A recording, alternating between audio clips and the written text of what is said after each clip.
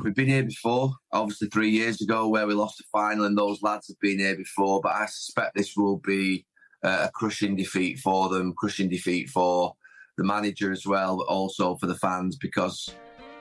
Welcome to the Big D Speaks. Here's another video with regards to the fallout and the reaction to England's loss in the Euros final. Today we're going to be looking at Gary Neville and listening to his brutally honest opinion and assessment of that very, very, very disappointing loss yesterday.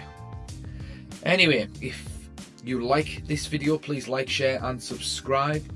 Please do comment in the comment section. I'm always interested in what you guys have got to say, so please fire away. Anyway, here's Gaz. Cut with that sense of a bit of a reoccurring nightmare. England fans probably done the same this morning. It just didn't happen again for England, did it? That final hurdle, they couldn't quite go over it. Yeah, I have to say that last night felt like we'd experienced it one time too many. This morning feels just the same. Really disappointed. We've been here before, obviously 3 years ago where we lost the final, and those lads have been here before, but I suspect this will be a crushing defeat for them, crushing defeat for the manager as well, but also for the fans because, you know, there was that hope that because of obviously the tournament, the way in which it had gone, and we'd saved ourselves with penalties, with last-minute goals, there was a feeling that this would be the time, and it didn't happen. You've got to give credit to Spain. Spain were the better team in the tournament. They were the better team on the night. And you sometimes, you know, at least gain some sort of what would be... I don't know what the word is, to be honest with you, but at least you recognise the team that's won it is the best and that they've played some fantastic football. And they did again last night. You mentioned some of those players. We saw Jude Bellingham's frustration. He kicked an ice cooler. Jordan Pickford was in tears. John Stones couldn't even watch the Spain celebrations. How do you think they might feel waking up this morning knowing that just another chance has slipped away? And you said it before so many times throughout this tournament. You never know when you're going to get that opportunity again. No, I said that actually when I first watched Gareth in a tournament in 2018 when they reached the semi-final. I wondered whether they'd have that type of position again, and they have repeatedly actually. And I think there'll be a few of those lads this morning will be waking up thinking, is this going to happen again? There'll be those lads that wake up and think, you know, we're young enough to, you know, make it happen again, but maybe don't realise how good an opportunity it was. Because obviously these moments don't come along very often. Tournaments themselves only come along every 2 years. The Euros every 4 years. And there were so many England fans obviously travelled over last night. There must have been about 40, 50,000 of them in the stadium, all believing the same thing, that this was the moment that we could rid ourselves of what's happened in the last 30, 40, 50 years where we haven't won anything. But sometimes football will sober you up. And all those feelings you get of positivity, of it's our time, can sometimes pass away when you get onto the pitch and you play against a fantastic group of football players. And that's what happened last night. We, over many, many years, have had that feeling that they've got extra men than us on the pitch, and we had it in that game against Spain. Yeah, I think we all felt that. There was just that... Let's just interject there very quickly. I think the biggest part of the disappointment with regards to the match yesterday, it's not that Spain were the better side.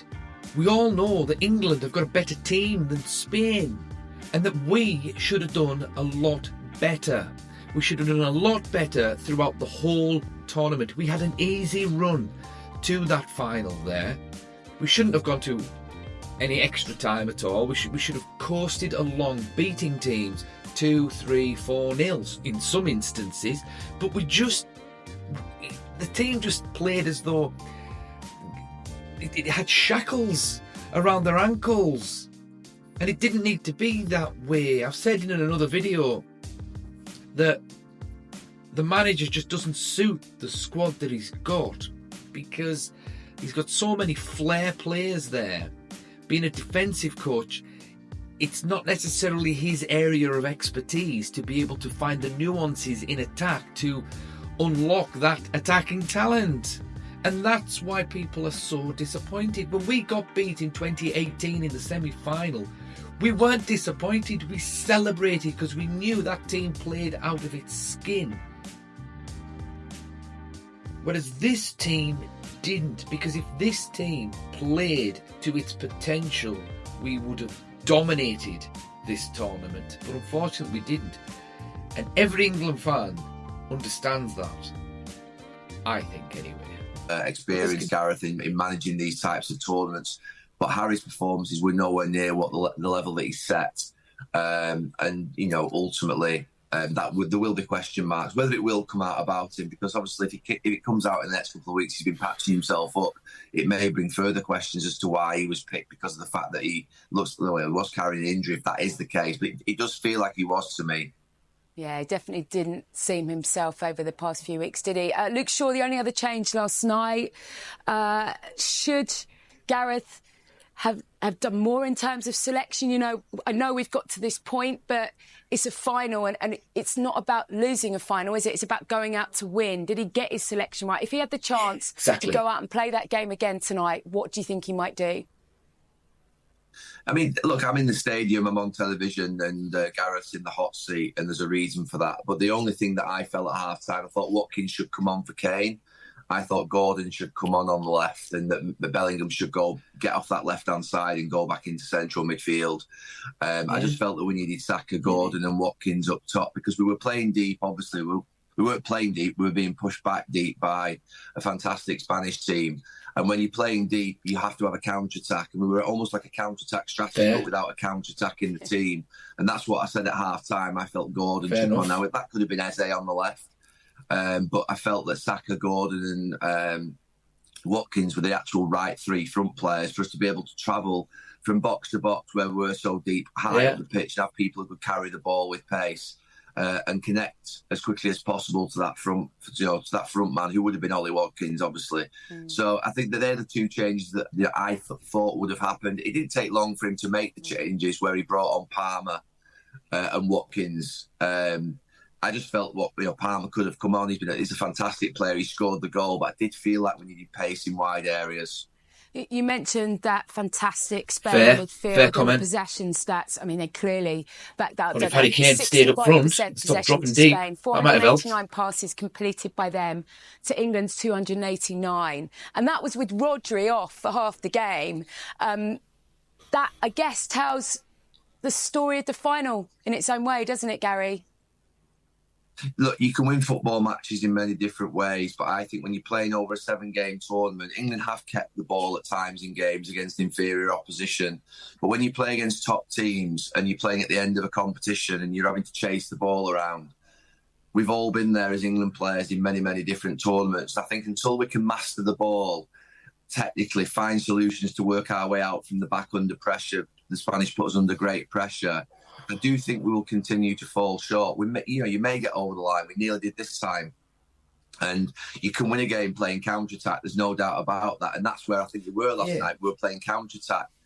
But with Mainu, with Foden, with Palmer, Saka, Kane, Bellingham, all on the pitch, I do believe we've got players who can actually keep the ball and be technically better than we were. And every single player that came and did an interview said that we could have kept the ball better.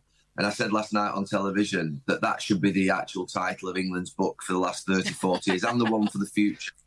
Because we're going to America to play a World Cup in 2 years' time, and it'll be hot in many of the states that we play in. And if you haven't got the ball, it's hard work, and it wears you out over a tournament with the travelling.